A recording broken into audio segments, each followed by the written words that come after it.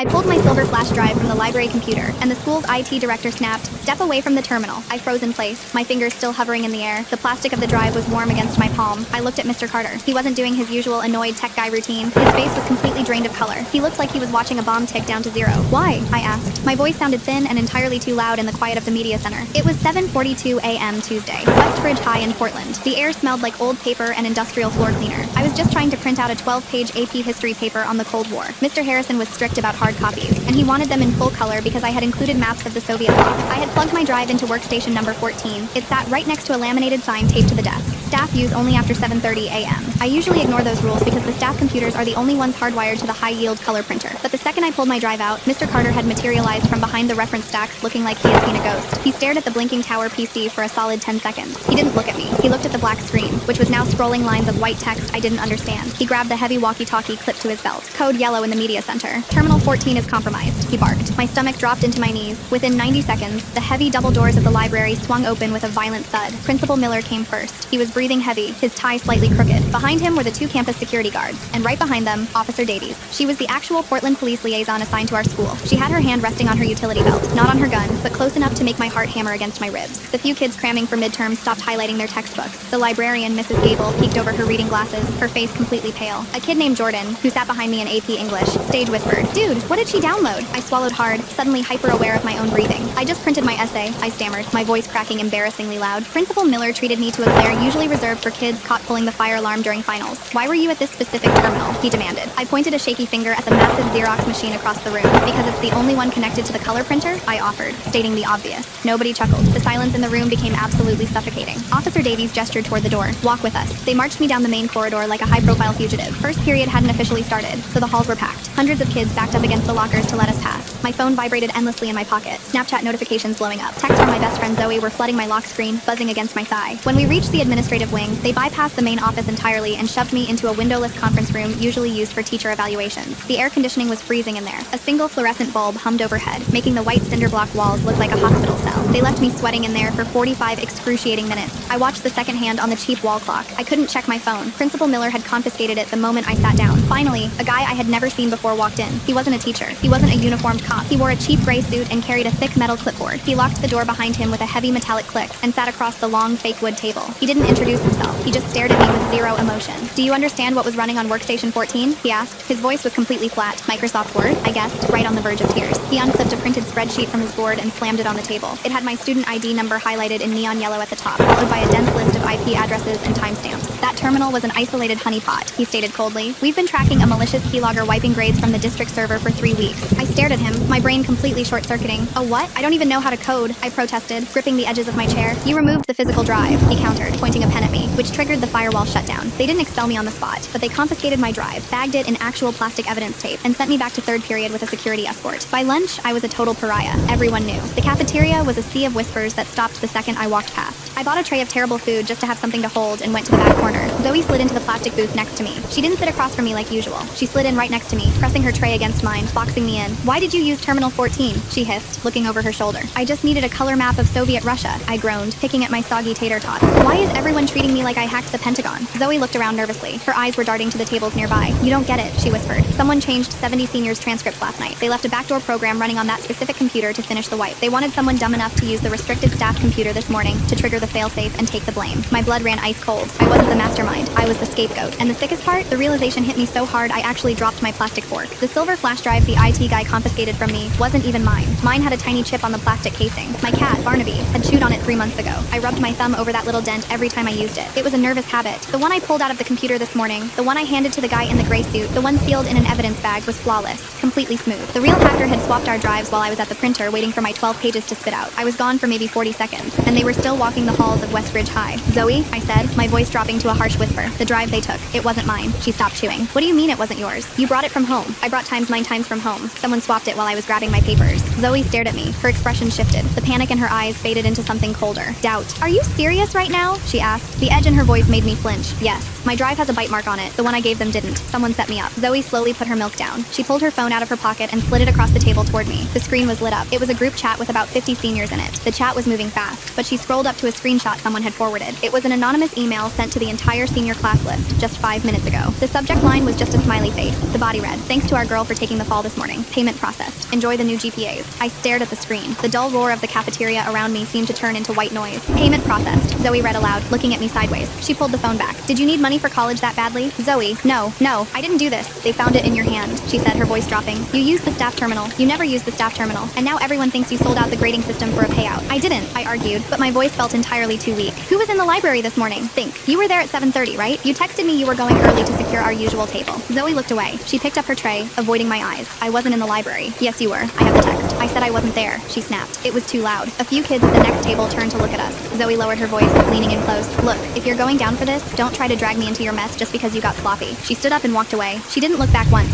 I sat alone in the booth. My best friend of 4 years had just cut me loose over an anonymous email. I pulled my own phone out, my hands shaking. I opened the school's online portal to check my own transcript. Maybe if I showed them mine hadn't changed, they'd realize I had no motive. I typed in my ID and password. Error. Account suspended. Please contact administration. A shadow fell over my table. I looked up. It was Mr. Harrison, my AP history teacher. He didn't look angry. He looked deeply, uncomfortably disappointed. "The principal wants to see you again," he said quietly. "Bring your things, all of them." I grabbed my backpack off the sticky linoleum floor. My hands were shaking so badly I could barely manage the plastic buckle. Mr. Harrison didn't offer to help. He just stood there, his arms crossed over his ugly corduroy jacket, waiting. I shoved my binder and my half-empty water bottle into the main compartment and zipped it shut. I didn't look at the other tables. I could feel the weight of 100 pairs of eyes on me, but the cafeteria was dead silent, the kind of silence that rings in your ears. "Mr. Harrison, I swear," I started, my voice barely a whisper. "Not here," he cut me off. His tone wasn't mean, but it was hollow. That hurt worse. I had a 98 inches his class. I stayed after school on Thursdays to help him organize the Model UN archives. He was supposed to be the teacher who knew me, who knew I wasn't capable of pulling off a district-wide cybercrime. We walked out of the cafeteria and down the long C-wing corridor. The bell hadn't rung yet, so the halls were empty. My sneakers squeaked on the polished floor. Every step felt like walking to my own funeral. This time, we didn't go to the windowless evaluation room. Mr. Harrison led me straight to the main administrative suite. The receptionist, Mrs. Higgins, didn't give me her usual warm smile. She looked down at her keyboard the second I walked in. Mr. Harrison pointed toward Principal Miller's office, the big one with the frosted glass door. I pushed the door open. My mom was sitting in one of the hard leather chairs facing the desk. She was still wearing her dark blue scrubs from her morning shift at the clinic. She looked exhausted, her hair pulled back in a messy clip, but the moment she saw me, her posture went rigid. "Mom," I choked out. "Sit down," Principal Miller said. He was sitting behind his massive oak desk. To his right stood Officer Davies, the police liaison. To his left was the guy in the gray suit with the metal clipboard. I took the empty chair next to my mom. She immediately reached over and grabbed my hand. Her fingers were freezing. "We called your mother because the situation has escalated past a simple disciplinary issue," Principal Miller began. He pushed a manila folder across his desk. It stopped right in front of me. 10 minutes ago, an email was sent from a spoofed address to the entire senior class, thanking you for taking the fall and confirming that a payment was processed. "I saw it," I said, my voice shaking. "Zoe showed me in the cafeteria, but I didn't send it. I didn't get paid. I don't even know what happened." The guy in the gray suit finally introduced himself. "My name is Sterling. I'm an independent network security auditor contracted by the school board. We were brought in last month when the district noticed minor discrepancies in the attendance logs. Turns out that was just a test run. What happened last night was a massive, coordinated breach." He leaned forward, placing both hands flat on the desk. "Someone deployed a customized remote access Trojan on the school's mainframe. They bypassed the two-factor authentication on the registrar's account, entered the secure database, and manually altered the cumulative GPAs of 72 graduating seniors. They bumped B's to A's. They erased failed classes. They completely rewrote the academic standing of the top 20% of the senior class." My mom squeezed my hand so hard it hurt. "And you think my daughter did this? She's 17. She panics when our home Wi-Fi router needs to be reset. She doesn't know how to code." "We don't think she coded it." Officer Davies stepped in, her voice calm but heavy with authority. "We think she was the physical mule. The internal network at Westbridge is air-gapped from the outside internet for administrative functions. You can't hack it from a basement in Russia. You have to physically plug a payload into a hardwired staff terminal to create a backdoor." "Terminal 14, Sterling added. "The one your daughter used at 7:42 this morning. The exact terminal where we caught her pulling a flash drive that was actively executing a script to wipe the audit logs." "It was a history paper," I yelled, the tears finally spilling over. "I was printing a paper on the Cold War. The drive you took from me wasn't mine. Someone swapped it while I was grabbing my pages from the printer." Principal Miller sighed heavily, pinching the bridge of his nose. "A swap. In the 30 seconds you were supposedly turned around." "Yes." I looked at my mom, pleading with my eyes. "Mom, you know my silver drive? The one Barnaby chewed on? It has a dent in the plastic." My mom frowned, thinking. "The metal one?" "Yes. The cat bit it over the summer." She looked up at the principal. "Check the drive you confiscated. If it doesn't have a bite mark, it's not hers." Sterling didn't even blink. "The drive in evidence is a standard 64 gigabyte silver Kingston drive. No bite marks. Flawless condition. Which tells me she bought a new one, or was given a new one by her accomplices, specifically for this drop." "That's a massive assumption," my mom snapped, her protective instincts finally overriding her shock. Her voice raised an octave. "You have zero proof she knew what was on that drive. You said it yourself. She's the mule. If she was set up, of course course the drive wouldn't have a bite mark on it. Ma'am, Officer Davies said gently. She used a restricted computer. She bypassed the warning sign, and we have the physical hardware in her possession at the exact moment the firewall tripped. The amount of damage done to the district's integrity. We're looking at federal wire fraud and felony computer tampering. This isn't detention. This is juvenile detention. The room spun. The walls felt like they were shrinking. Felony. Juvenile detention. I was trying to get into an out-of-state college. I was supposed to take my SATs next month. We are officially suspending her pending a full expulsion hearing, Principal Miller said, tapping the manila folder. Furthermore, the police will be taking over the criminal investigation. I need your phone, Officer Davies said, holding out her hand. I froze. Right now, she added. If you refuse, we'll hold you here while a judge signs a warrant, and we'll take it anyway. My mom looked at me. Give it to her. You have nothing to hide. I reached into my pocket and pulled out my phone. The screen lit up. 3 new messages from Zoe. I hadn't read them yet. I handed the phone across the desk. Password, Sterling demanded. 101408. I mumbled. Sterling unlocked it and immediately opened my texts. He didn't scroll far. He stopped, his eyebrows raising just a fraction of an inch. He turned the screen around and placed it on the desk so my mom and Principal Miller could see. I leaned forward. It was the thread with Zoe. The last 3 messages, the ones she sent right after she walked away from me in the cafeteria, were glaring back at me in bright blue bubbles. Zoe, you promised me my name wouldn't come up. Zoe, if you tell them I was in the library this morning, I'm showing them the Venmo history. Zoe, delete this.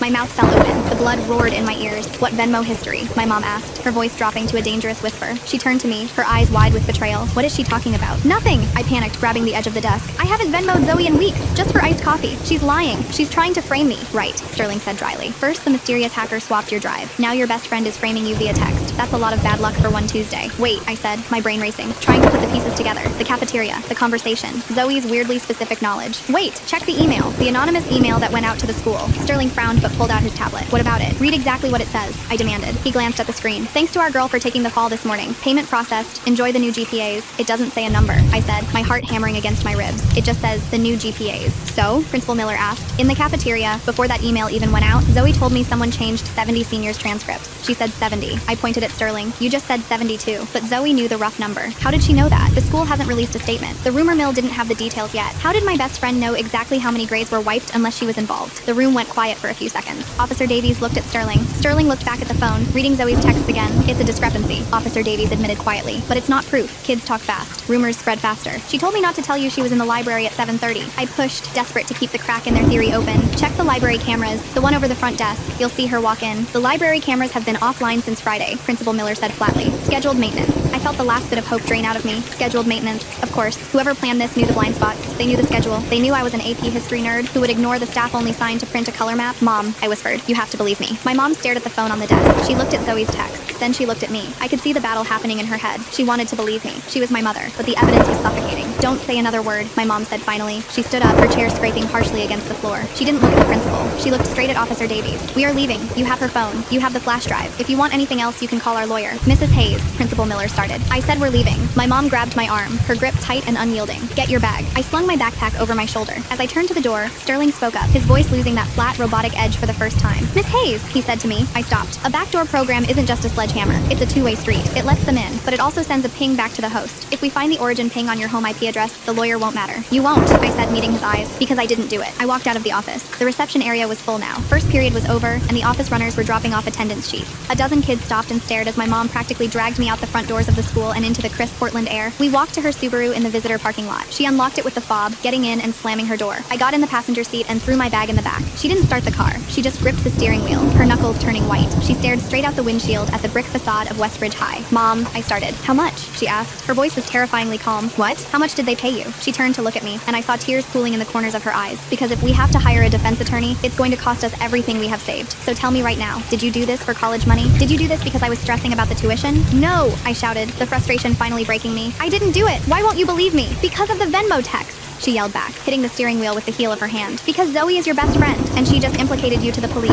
She's setting me up. Why would she do that? I don't know, I screamed, burying my face in my hands. I don't know. We sat in the car for 5 minutes in total silence. The only sound was the faint hum of traffic from the main road and the sound of my own ragged breathing. Finally, my mom reached forward and turned the key. The engine rumbled to life. We're going home, she said, putting the car in reverse. I'm calling Uncle David. He knows a lawyer who handles juvenile cases. Mom, wait, I looked up, wiping my face. I need my laptop. Your laptop is at home, and you're not touching it. If the police come with a warrant, I want it exactly exactly as it was. No, I mean, if Zoe set me up, I need to know why. I stared out the window as we pulled out of the parking lot. Zoe doesn't code either. She barely passes math. If she's involved, she's a mule too. Or she's covering for whoever really built that program. My mom didn't answer. She just drove, her jaw set tight. I leaned my head against the cold glass of the window. I didn't have my phone. I didn't have my flash drive. I had been expelled, branded a felon, and abandoned by my best friend before second period even started. But I knew one thing. Zoe had slipped. She knew the number was 70, and she sent those texts specifically when she knew the police would be looking at my phone. It wasn't just a setup. It was a perfectly executed burn. She wanted me completely isolated. As we pulled up to our small house, I noticed something sitting on the front porch. A plain manila envelope resting right on the welcome mat. My mom parked in the driveway and frowned. "Did you order something?" "No," I said, a cold dread washing over me. I got out of the car and walked up the concrete path. The envelope was sealed. There was no stamp, no address, no name. Just a thick, heavy package sitting on the rough bristles of the mat. I picked it up. It felt like there was a small book inside, or a stack of paper, and something hard, pressing against the paper edge. I peeled back the metal clasp and looked inside. Sitting on top of a thick stack of printed bank statements was a silver Kingston flash drive. It had a tiny bite mark on the plastic casing. I traced my thumb over the jagged little groove in the metal. It was exactly where Barnaby's bottom canine had clamped down. It was my drive, the one I brought to school this morning. My mom slammed her car door and marched up the walkway. "What is that?" she demanded. I couldn't speak. I just held out the silver rectangle. She snatched it. She looked at the bite mark, then down into the open envelope in my other hand. She reached in and pulled out the thick stack of papers. "These are bank statements," she said, her voice dropping to a harsh whisper. She flipped to the first page. I leaned in. The logo at the top left was Pacific Northwest Credit Union. It was the local branch where my mom had helped me open a student checking account when I got my summer job at the movie theater. My name was printed clearly at the top, Hannah Hayes. Halfway down the page, a single line was highlighted in neon yellow marker. "Incoming wire transfer. Educational Solutions, LLC. Amount, $12,500. Date, May 5. Time, 8:14 a.m. Mom," I breathed, my chest tightening so hard I couldn't get a full breath. "I didn't do this. I swear to God. I don't even know what Educational Solutions, LLC is." 8:14, my mom read aloud. "That was right after they pulled you into the conference room, while you were sitting there with the principal. The frame job was absolute. The hacker didn't just want me to take the blame, they wanted a paper trail so undeniable that no lawyer could fight it. But why give the real drive back?" I asked, staring at the little piece of metal in her hand. "If the police have the fake one, why return mine? They could have just thrown it in the river." My mom stared at the statement. The doubt that had been in her eyes in the principal's office was completely gone. She was a single mom who worked 12-hour shifts at a busy clinic. She dealt with liars, addicts, and terrified patients all day. She knew what panic looked like, and she knew what a setup looked like. This was too neat. "Because someone is playing a game," she said grimly. She shoved the papers back into the envelope and grabbed my arm. "Get inside, now." We practically ran into the house. She locked the deadbolt behind us and threw the envelope on the kitchen island. "Don't touch your laptop," she ordered. She walked down the hall to the linen closet and dug around on the top shelf. She came back carrying a bulky, 5-year-old Dell laptop she used to use for nursing school. It took 3 minutes just to boot up. "Mom, you said we shouldn't touch it if the police come with a warrant." "If the police come with a warrant, they're going to find a sudden $12,000 deposit in your checking account," she snapped, typing in her old password. "We are already past the point of looking innocent. We need to know what's on this drive." She clicked the Wi-Fi icon in the bottom right corner and manually disabled the internet connection. Air-gapped, just like the school server. She held out her hand. I dropped the chewed silver drive into her palm. She plugged it into the USB port. The computer chimed. A window popped up on the screen. There was only one folder on the drive. It was titled Insurance.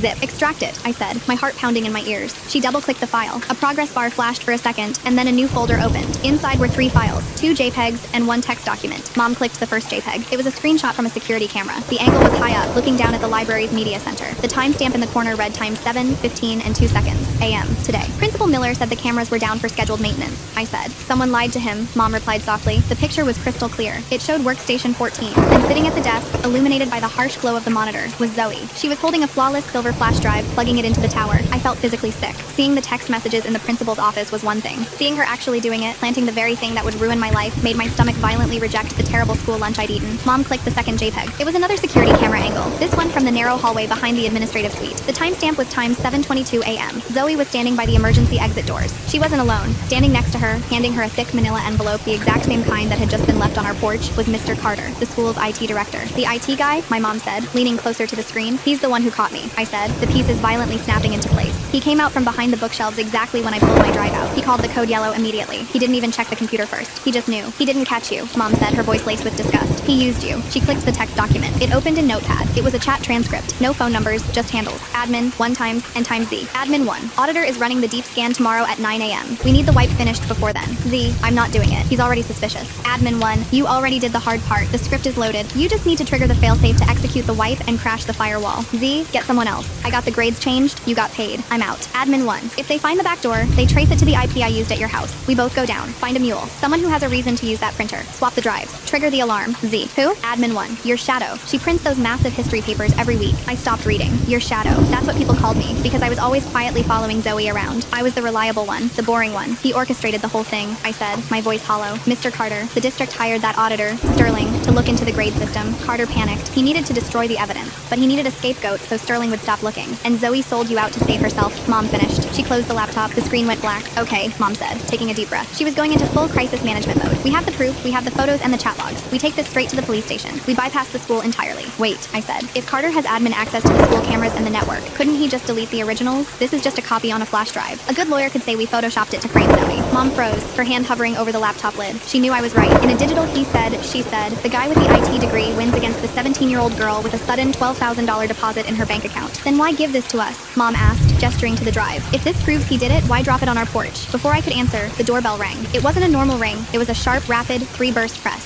Someone was leaning on the button. Mom and I stared at each other. The house was dead quiet except for the hum of the refrigerator. I crept out of the kitchen and pressed my back against the wall in the hallway, leaning over just enough to peek through the narrow side window next to the front door. A black Ford sedan was parked in our driveway, blocking my mom's Subaru. Standing on the porch, wearing the exact same cheap gray suit he had on in the principal's office, was Sterling, the auditor. He wasn't holding his metal clipboard anymore. He was holding his cell phone, and he looked incredibly tense. He knocked on the wood of the door, heavy and loud. Mrs. Hayes, his voice came through the thick wood, muffled but clear. I know you're in there. Your car is here. Mom stepped up quietly behind me. I'm not here on behalf of the school, Sterling said. He leaned closer to the door crack. And I'm not here with the police. I need to talk to you about Martin Carter. My breath caught in my throat. I looked at my mom. She pressed her lips into a thin line, making a silent decision. She reached out and unlocked the deadbolt. She opened the door just a few inches, keeping her foot firmly planted against the base. You have 2 minutes, my mom said coldly, and you stay on the porch. Sterling let out a breath that sounded like relief. The school's network just went completely dark, he said, skipping any kind of greeting. A secondary script triggered an hour ago. It didn't just wipe the audit logs. It wiped everything. Teacher emails, financial records, HR files. The servers are bricked. That sounds like a you problem, Mom said. It is, Sterling agreed quickly. But before it went dark, I ran a physical trace on the honeypot terminal your daughter used, the one I set up to catch the leak. He looked right at me through the crack in the door. The back door wasn't planted this morning, Sterling said. It was planted 3 days ago, by an administrator account. We know, I said, unable to stop myself. Sterling blinked, surprised. You know? Mom opened the door a little wider. Someone just left a package on our porch. Bank statements showing a massive wire transfer into Hannah's account, and a flash drive with security footage of Zoe and the IT director. Sterling's face went completely pale. It was the first time I'd seen him show any real emotion. They gave you the insurance file? Yes, Mom said cautiously. Why? Because Carter isn't the mastermind, Sterling said, his voice dropping. Carter is a mid-level tech guy with a gambling problem. I found his deleted emails 30 minutes ago. He was taking orders from someone else, someone who paid him to alter the grades, and then paid him to burn the system down when I started asking questions.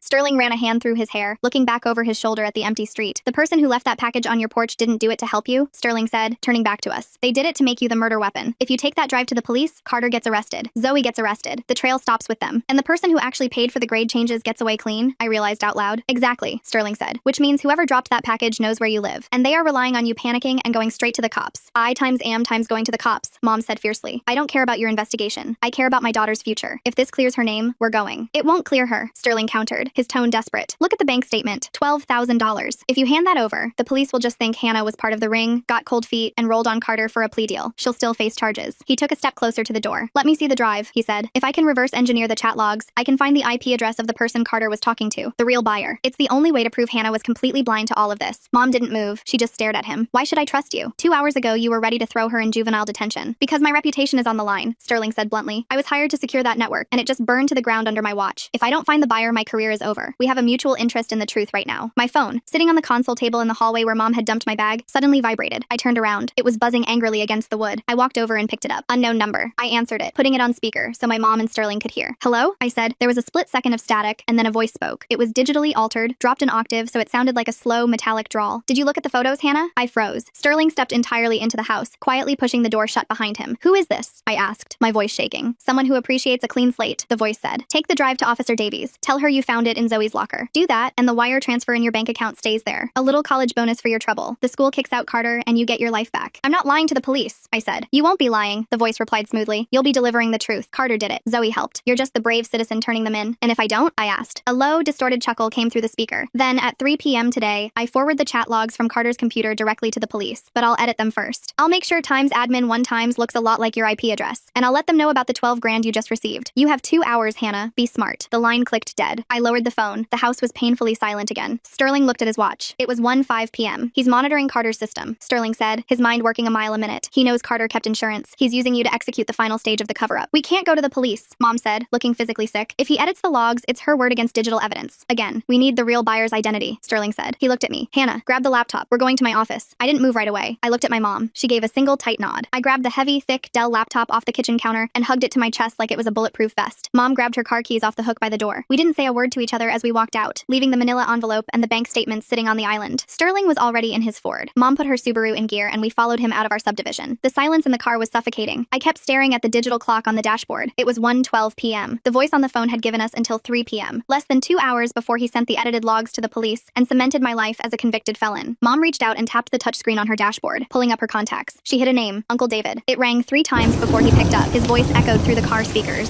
Sarah, I'm in court in 20 minutes. What's up? I need you to listen to me and not interrupt, Mom said, her voice shaking but hard as iron. She laid out the last 4 hours in about 90 seconds. She didn't skip anything. The honeypot, the swapped drive, the expulsion, the bank statements, the 12 grand, the drop on the porch, the phone call. There was a long, terrible silence on the other end of the line. I could hear traffic noise behind him. David? Mom prompted. Where are you right now? He asked. His lawyer voice was gone. He just sounded scared, following the district's IT auditor to his office to try and trace the real IP address. Turn the car around, David said immediately. Sarah, do not go to a secondary location with a guy who is actively involved in the breached system. You are holding a stolen device. And worse, Hannah is holding $12,500 of wire fraud in a federally insured bank account. She didn't ask for the money. It doesn't matter, David snapped. Any transfer over $10,000 triggers an automatic suspicious activity report under the Bank Secrecy Act. The bank has already flagged it. The feds probably already have the alert in a queue. If you walk into a police station with a flash drive that some anonymous voice told you to bring in, they won't view you as a victim. They'll view you as a co-conspirator trying to cut a deal. So what do we do? I asked, leaning forward, my heart hammering against my ribs. You do nothing. You go home. You do not touch the money. You do not talk to the police without me physically in the room. And you definitely do not let some private IT contractor play amateur detective with the only piece of evidence that proves Hannah was framed. If we do nothing, Mom said, her voice rising, the guy edits the logs at 3 o'clock and sends them to the cops. They'll arrest her today. If they arrest her, I'll bail her out, David said firmly. But if you tamper with evidence, or if this Sterling guy accidentally wipes the metadata while trying to be a hero, I can't save her in court. Sarah, I'm serious. Pull the car over. Mom looked at me. I looked back at her. I thought about the sheer panic in Mr. Carter's eyes this morning. I thought about Zoe, my best friend since the 8th grade, sliding her tray next to mine and lying to my face. I thought about the bite mark on the drive. If I get arrested, I said quietly, my college acceptance is gone. They revoke it automatically for felony charges. Even if I get cleared in a year, I lose everything. Mom's grip on the steering wheel tightened until her knuckles were stark white. She stared at the bumper of Sterling's Ford in front of us. I'll call you back, David, she said, and hit the big red button on the screen to end the call. We didn't turn around. Sterling's office wasn't some high-tech cybersecurity bunker downtown. It was in the basement of the district's administrative annex, building an old, repurposed elementary school from the 70s that smelled like floor wax and damp brick. We followed him down a flight of concrete stairs and through a heavy fire door. His workspace was a converted storage room. There were no windows. 3 massive server racks hummed loudly against the back wall, generating a wave of dry heat. His desk was a folding table covered in empty energy drink cans, tangled Ethernet cables, and 4 different monitors. He locked the door behind us.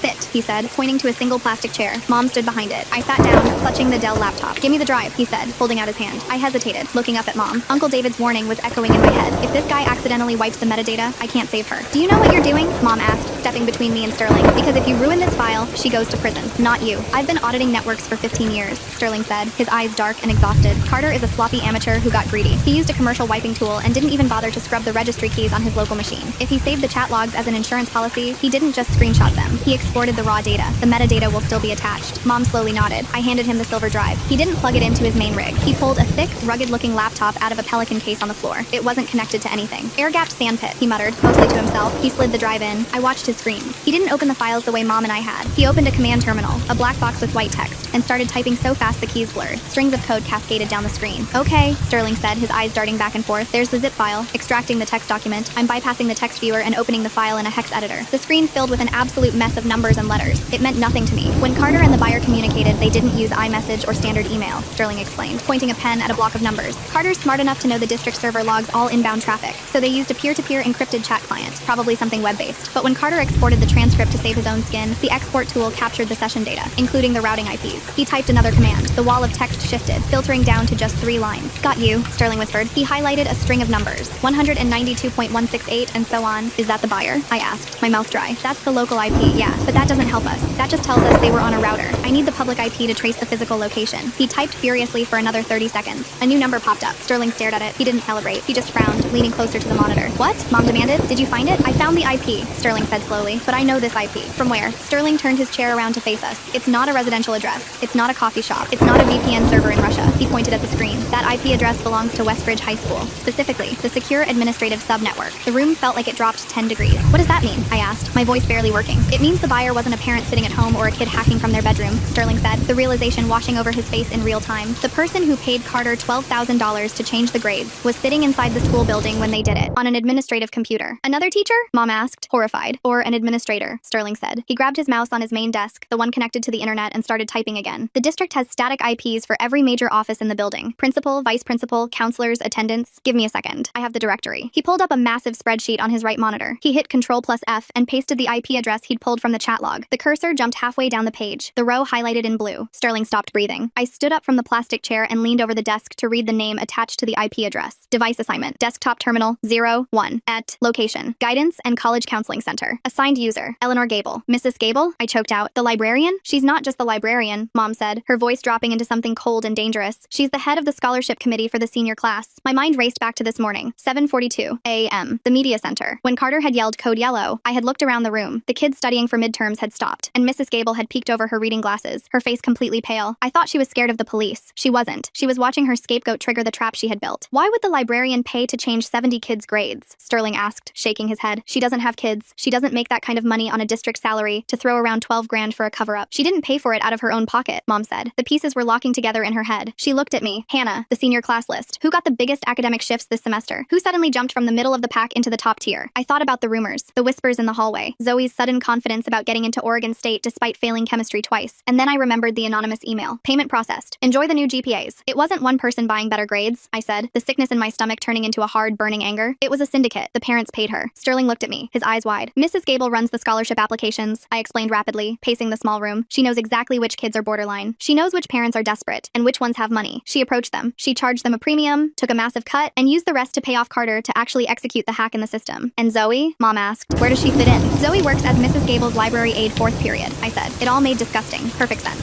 Zoe got her grades changed as payment for being the middleman. She was the one who planted the backdoor program on the staff computer, so Carter wouldn't be caught on camera doing it. And when Sterling started auditing the network, they panicked. They needed a firewall crash to wipe the logs, and they needed someone to take the blame. Your shadow, Sterling murmured, quoting the chat log. I looked at the digital clock on his computer monitor. 1:52 p.m. We had an hour and 8 minutes left. We have the proof, Mom said, pointing at the air-gapped laptop. We have the IP. We have the chat logs. We have the motive. Print it. We are going to the police right now. No, Sterling said sharply. He stood up. If we go to the police with this, Gable will deny it. She'll say her terminal was spoofed. She's the librarian. She'll claim any student could have sat at her desk and used her computer, and she's the one who controls the money. If she senses we're closing in, she'll execute the edit on the logs and frame Hannah permanently. The police will see the 12 grand in Hannah's account and lock her up before they ever look at Gable. So what do we do? Mom yelled, finally losing her temper. Let her ruin my daughter's life? We need the money trail, Sterling said. He looked at me, his expression deadly serious. Hannah, the $12,000 wire transfer. The bank statement said it came from an LLC. What was the name? Educational Solutions LLC, I said instantly. The name was burned into my retinas. Sterling spun back to his keyboard. He opened a browser tab to the Oregon Secretary of State Business Registry. He typed in Times Educational Solutions LLC. The search spun for a second. 0 results found. It's an out-of-state shell, Sterling muttered. He switched to a national database aggregator. He typed it again. 3 results popped up. 2 in Delaware, 1 in Nevada. He clicked the Nevada registry. There, Sterling said, pointing at the screen. Registered agent. It's a blind trust, but look at the mailing address. It was a P.O. box in downtown Portland. Gable isn't a criminal mastermind, Sterling said, his voice speeding up as the adrenaline hit him. She's a high school librarian. If she set up a shell company to wash the bribe money from the parents, she used an online legal service, and she tied it to a local P.O. box so she could collect the physical bank cards. If we can prove she owns that P.O. box, we prove she owns the LLC that wired the money to Hannah to frame her. How do we prove she owns a P.O. box? I asked. The post office isn't going to just tell us. Mom stared at the screen. She reached into her purse and pulled out her phone. I don't need the post office, Mom said. I need someone who can legally subpoena a federal mailbox registry before 3 o'clock. She unlocked her phone and hit Uncle David's name again. It rang exactly once before he picked up. I already told you, David said, his voice hard. If you are still with that IT guy, you are compromising my ability to defend Hannah in a courtroom. David, shut up and listen, Mom snapped. She put him on speakerphone and set the device flat on Sterling's messy desk. The $12,000 came from a shell company in Nevada called Educational Solutions LLC. The registered agent points to a P.O. box right here in Portland. We know who set it up. It's the school librarian, Eleanor Gable. Okay, David said slowly, his tone shifting slightly as the lawyer part of his brain engaged. That's a theory. A good one, but it's a theory. It's not a theory. Sterling traced the IP address of the person who paid the IT director. The transaction happened from Gable's terminal in the guidance office. There was a heavy pause on the line. I could hear papers shuffling in the background on David's end. Sarah, David said, his voice dropping an octave, sounding exhausted. What are you asking me for? I need a subpoena, Mom said. I need you to compel the Postal Service or the Nevada Registry to hand over the name attached to that P.O. box or that LLC. I need proof it's Gable, and I need it before 3 o'clock. David let out a harsh, bitter laugh.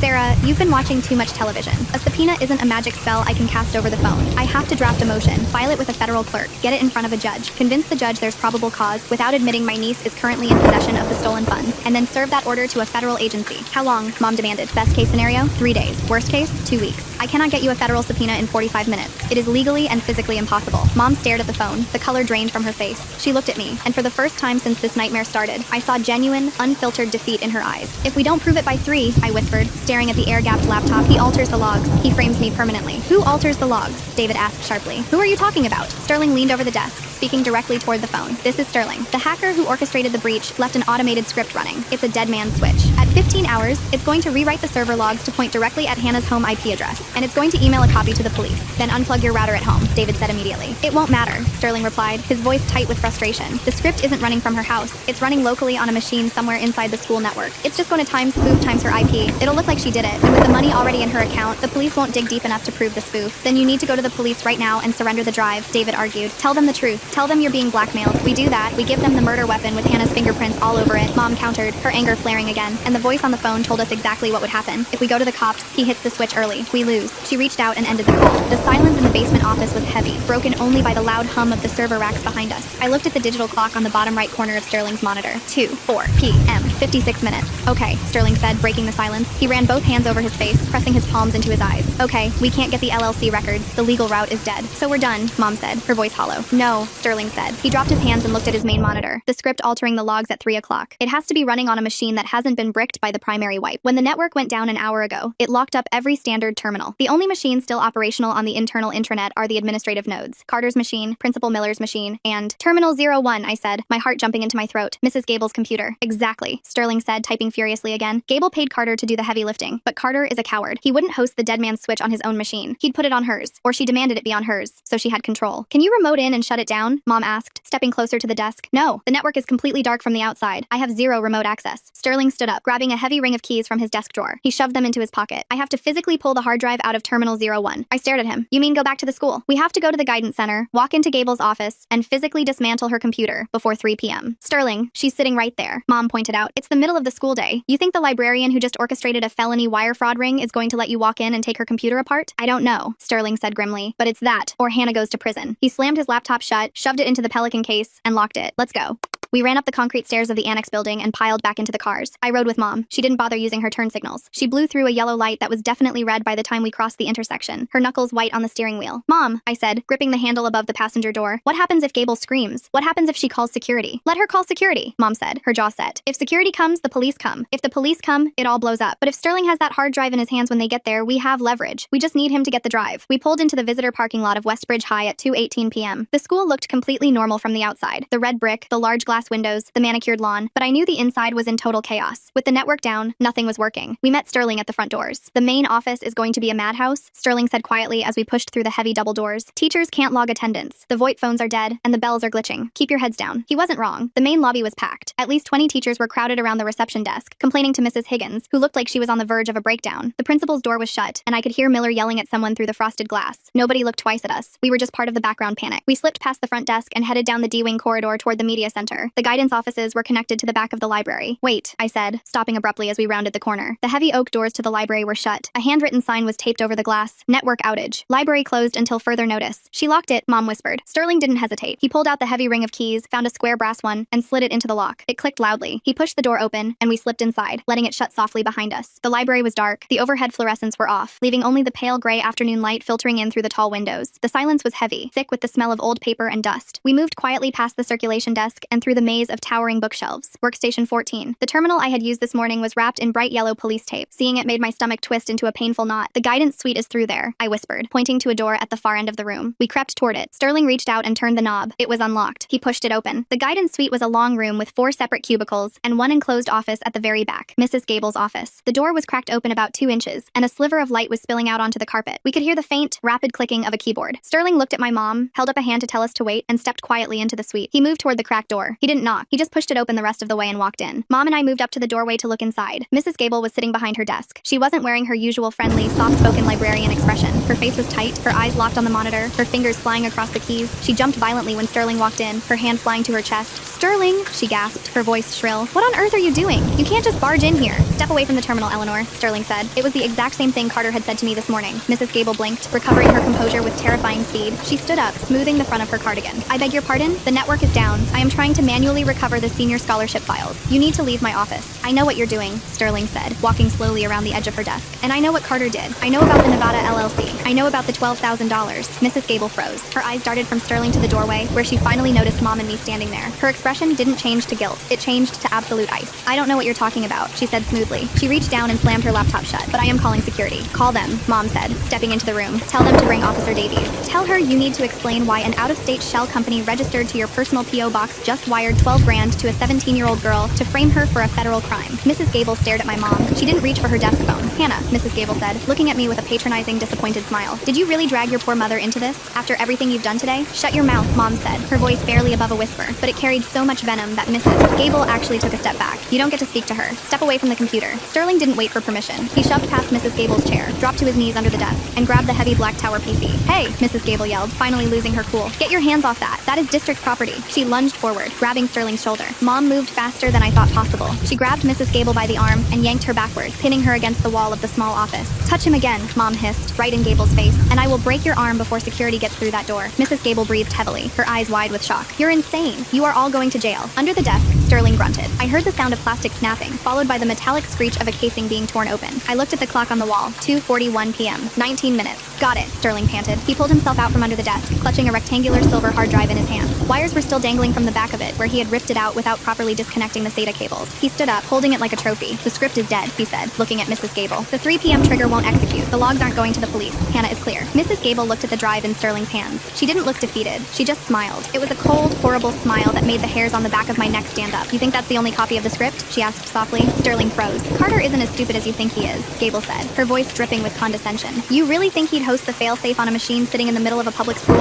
He hosted it on a remote server. My terminal was just an access node. You're lying, Sterling said, but his voice lacked conviction. He looked down at the hard drive in his hands. Am I? Gable asked. She looked at the clock. 18 minutes until the logs are sent. 18 minutes until the police get a neat packaged file showing Hannah Hayes bypassing the firewall, accompanied by a sudden, unexplained deposit of $12,000 in her checking account. She pushed herself off the wall, brushing her sleeve where my mom had grabbed her. You should have taken the deal on the phone, Hannah, she said, looking right at me. I was trying to be generous. I gave you the money to make it look real, yes, but also to compensate you. You could have paid for college. Now, you're just going to prison broke. We can prove the LLC is yours, Mom said, but she sounded desperate now. Can you? Gable asked. Because the registered agent is a blind trust. The P.O. box was opened under a stolen identity. By the time your cheap lawyer gets a subpoena, the LLC will be dissolved, the accounts will be closed, and I will be sitting here, a victim of a terrible cyber attack. Sterling looked frantic. He dropped the hard drive onto the desk and pulled out his phone. I'm calling the police, right now. We bring them in, we show them everything we have. And what do you have? Gable asked, spreading her hands. A drive with my librarian aide on camera? Zoe is a troubled girl. She acted alone. Or she acted with Hannah. Either way, I had nothing to do with it. Go ahead, Sterling. Call them. Sterling hesitated, his thumb hovering over the screen. A noise came from the doorway behind us. She didn't act alone.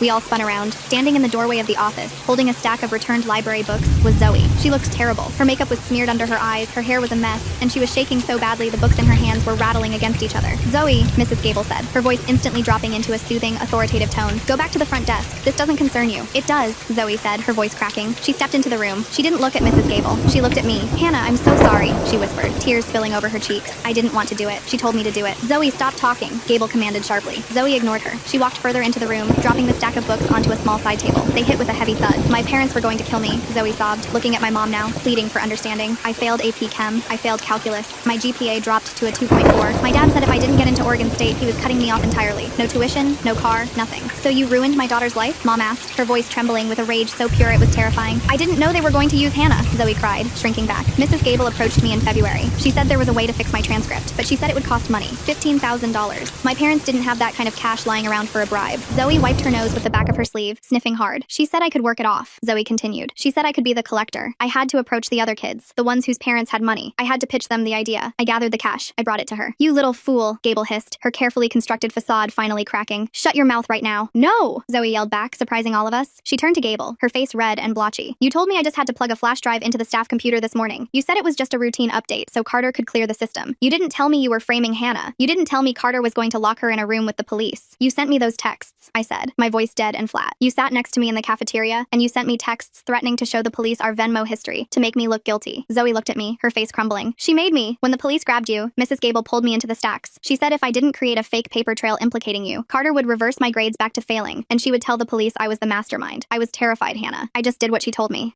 It's a very touching story, Gable said coldly, but it's the word of a failing student against a tenured faculty member. Who do you think the police will believe? The girl caught on camera plugging in the drive or me? They'll believe me, Zoe said, reaching into the pocket of her jeans. She pulled out her cell phone. The screen was lit up. It was a voice recording app. The timer in the center of the screen was ticking upward. It was at 4 minutes and 12 seconds. Because I didn't come in here to return books, Zoe said, her hand shaking as she held the phone up. I came in here because I couldn't handle it anymore. I hit record before I walked through the door. I got everything you just said. About the Nevada LLC. About paying Hannah $12,000 to frame her. About Carter's remote server. Gable stared at the phone. For a second, the room was so quiet I could hear the faint hum of the air conditioning unit kicking on in the ceiling. Then Gable lunged. She wasn't aiming for the phone. She aimed for Zoe's throat. She slammed into Zoe, driving her backward into the doorway. Zoe screamed, dropping the phone. It hit the carpet with a soft thud, sliding away from them. Mom didn't hesitate. She grabbed Gable by the collar of her cardigan and the back of her hair, yanking her off Zoe with brutal force. Gable shrieked, flailing her arms, one of her nails catching Mom's cheek and drawing a thin line of blood.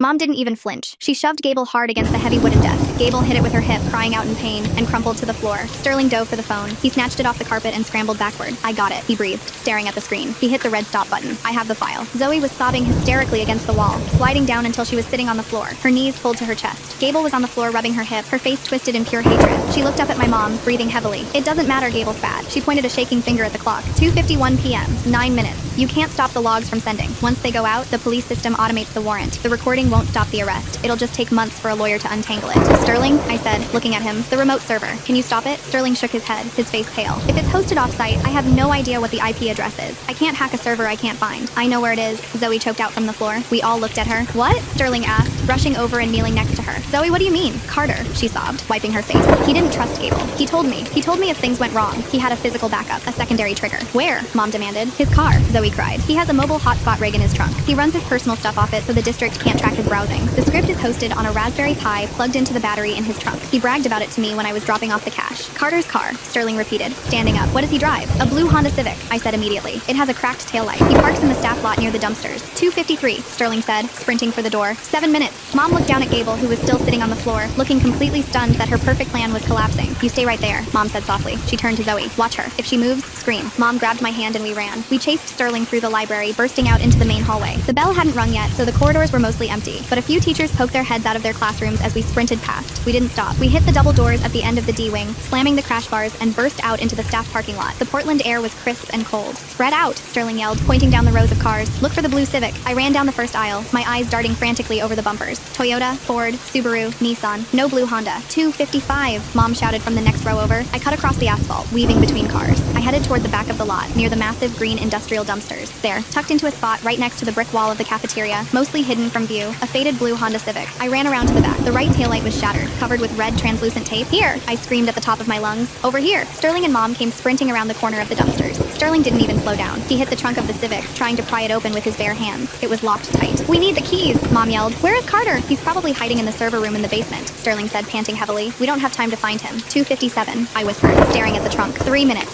Sterling backed up. He looked around wildly. He grabbed a heavy, fist-sized rock from the landscaping bed next to the brick wall. Stand back, he ordered. He didn't aim for the trunk. He aimed for the rear passenger window. He wound up and slammed the rock into the glass. It didn't break. It just bounced off with a dull thud. Damn it, he swore, his hand bleeding. Let me, Mom said. She pushed him aside, reached into her purse, and pulled out a heavy metal tire pressure gauge. She wrapped her fist around it, leaving the solid metal tip protruding between her knuckles. She slammed it into the corner of the window. The tempered glass shattered instantly, exploding inward in a shower of tiny cubes. Sterling reached through the broken window, unlocking the back door and pulling it open. He climbed halfway into the back seat, reaching over the seats to try and access the trunk release latch. It's locked out, he yelled, his voice muffled. He disabled the internal release. 2:58, I screamed, feeling genuine panic clawing at my throat. 2 minutes, Sterling. It's going to send. Sterling backed out of the car. He looked at the trunk, then at the rock on the ground. We can't get in, he said, his voice dropping into defeat. It's a steel trunk lid. Without the keys or a crowbar, we can't open it. I stared at the blue metal of the trunk. Inside that dark space, a tiny computer was counting down the seconds until it ruined my life. It was sitting there, connected to a battery, connected to a hotspot. Wait, I said, my brain flashing back to what Zoe had said. He has a mobile hotspot rig, runs off a battery in his trunk. Sterling, I yelled, grabbing his arm. A hotspot. It needs cell service, right? Yes,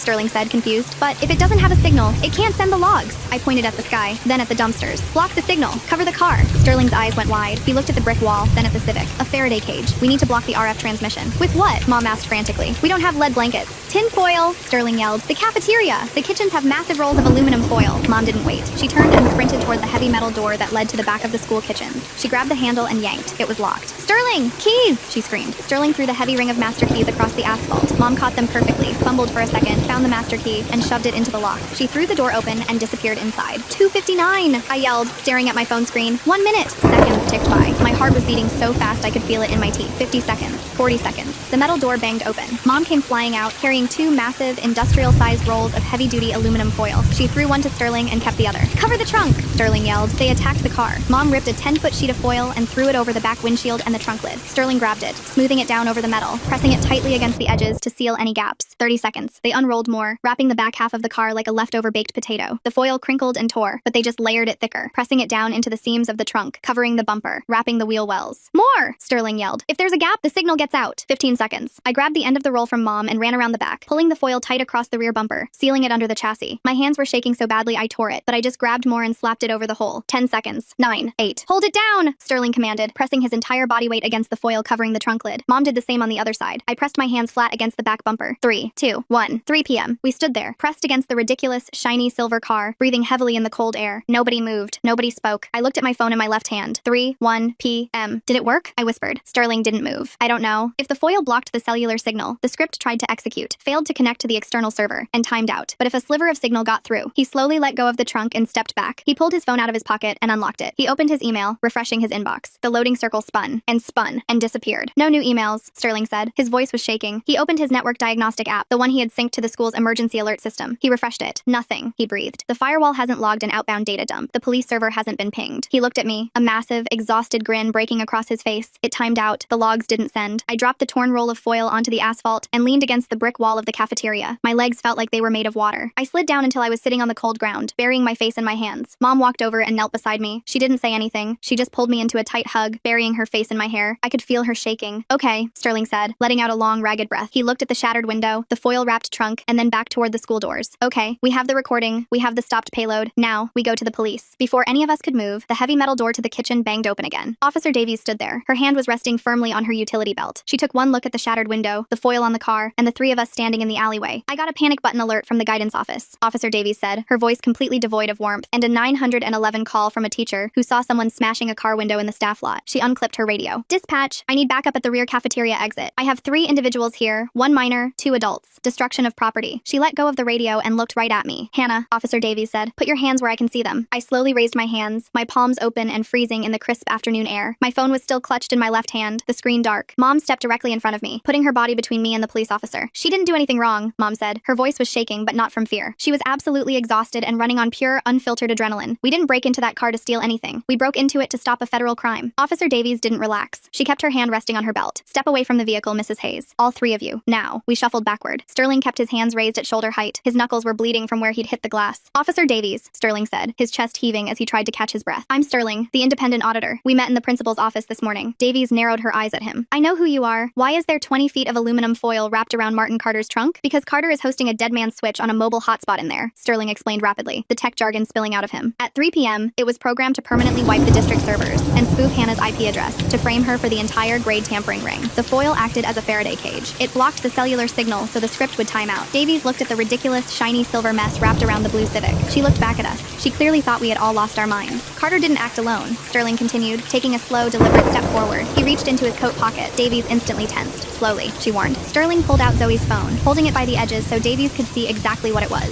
"Eleanor Gable is the mastermind," Sterling said. "She set up a blind LLC in Nevada. She collected cash from desperate parents, took her cut, and paid Carter to alter the transcripts. When I started auditing the network, they panicked. They needed a scapegoat. They picked Hannah." He held the phone out toward her. "Zoe is in Gable's office right now," he said. "She just confessed to being the middleman, and I have a 4-minute audio recording on this phone of Eleanor Gable admitting to the entire thing. The wire fraud, the fake paper trail, and the $12,000 she deposited into Hannah's account to make her look guilty." Davies stared at the phone. The harsh, commanding edge in her posture shifted just a fraction. She was a cop, and she knew what a frantic, lying suspect looked like. But Sterling didn't look like he was lying. He looked like an IT guy who had just run a marathon. She walked forward and took the phone from his hand. "Unlock it," she said. Sterling tapped the screen and hit play. We stood there in the freezing parking lot, the sound of distant traffic humming from the main road, and listened to the tinny, compressed audio coming out of the small speaker. Gable's voice was crystal clear. "You think that's the only copy of the script?" Davies' eyes flicked up to meet mine. "I gave you the money to make it look real, yes, but also to compensate you. You could have paid for college. Now, you're just going to prison broke." The recording played all the way through to the sound of the scuffle, Zoe dropping the phone, and my mom slamming Gable into the desk. When it finished, the silence in the alleyway was absolute. Davies lowered the phone. She looked at the smashed window of the Civic. She looked at the blood on Sterling's hand. Then she looked at my mom, who still had a thin, angry red scratch down her cheek where Gable had clawed her. Davies unclipped her radio from her shoulder. "Dispatch, this is Davies," she said, her voice completely calm, completely professional. "Cancel the backup at the cafeteria. Reroute those units to the D-wing entrance.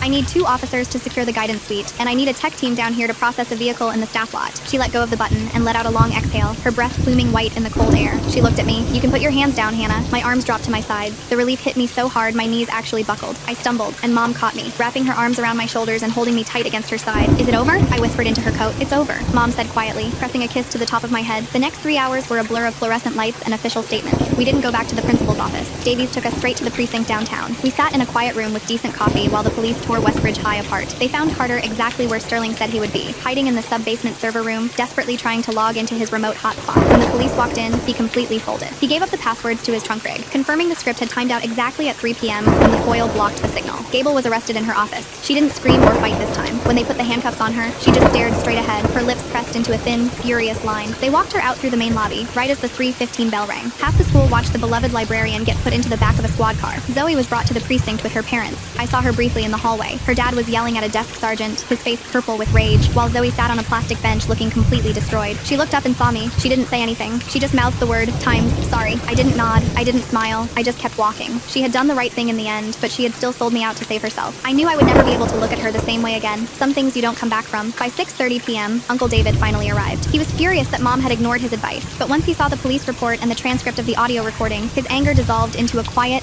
stunned respect. He sat next to me while I signed a sworn statement. He arranged for the $12,000 in my checking account to be frozen and transferred to a police evidence escrow account first thing in the morning. "You're fully cleared, Hannah," the detective told me, closing his manila folder. "The school board is dropping the expulsion. You can go back to class tomorrow." "I think I'll take tomorrow off," I said, my voice hoarse. We walked out of the precinct just as the sun was setting, painting the Portland sky in deep shades of bruised purple and gray. Sterling was standing on the sidewalk, waiting for an Uber. His hand was bandaged, and his cheap gray suit looked completely ruined. He looked up as we walked out. "Hey," he said, giving a tired half smile. "Hey," I said. Mom walked up to him. She didn't say a word. She just reached out and pulled him into a brief, fierce hug. Sterling looked surprised, awkwardly patting her on the back before she let go. "You saved her life today," Mom said firmly. "Thank you." "She saved her own life," Sterling said, pointing at me. "I was ready to hit that car with a rock until she remembered the foil. She's smart." He looked at me. "If you ever decide you want to learn how to actually code, let me know. You've got the right instincts." "I think I'll stick to history," I said, managing a real smile for the first time all day. Mom and I walked to the Subaru. She unlocked it, and we both climbed in. The car smelled like stale coffee and old receipts. It smelled like normal life. She put the keys in the ignition, but she didn't turn them right away. She just sat there, gripping the steering wheel, staring out at the darkening street. I reached into my pocket. My fingers brushed against the small, cold rectangle of metal. I pulled it out and looked at it. The silver Kingston flash drive, right on the edge, the tiny, jagged dent where Barnaby had bitten it. I set it gently in the center console cup holder. Mom looked at the drive, then looked at me. The tension that had been holding her together for the last 10 hours finally broke. A tear slipped down her cheek, and she let out a shaky, exhausted laugh. "I'm buying that cat a salmon tonight," she whispered. I didn't say anything. I just reached over and took her hand. She turned the key, put the car in drive, and took us home.